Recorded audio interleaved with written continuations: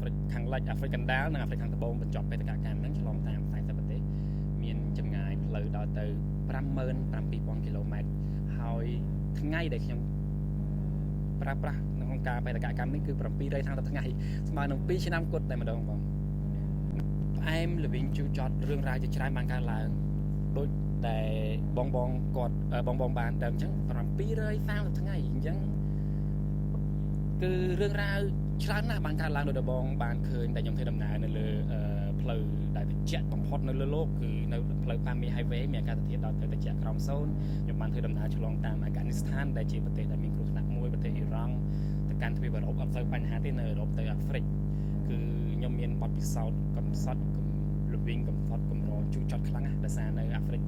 ហើយមានពេលមួយហ្នឹងគឺខ្ញុំបានធ្លាក់ខ្លួនឈឺកាលជាមួយខ្លួនចាញ់នៅប្រទេសកាមេរូនខ្ញុំស្ទើរតែស្លាប់នៅទីនោះតែម្ដងប៉ុន្តែ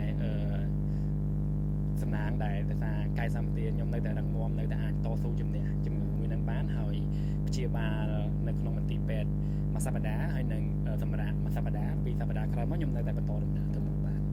ហើយជួបរឿងរ៉ាវជាច្រើនដែលខ្ញុំនឹងសូមរៀបរាប់បន្តតាមរយៈភាពយន្តឯកសារមួយដែលខ្ញុំនឹងធ្វើការផ្សព្វផ្សាយនៅបន្តទៀតនៅក្នុង page របស់ខ្ញុំនិងនៅwebsite ផ្លូវការរបស់ខ្ញុំ travel with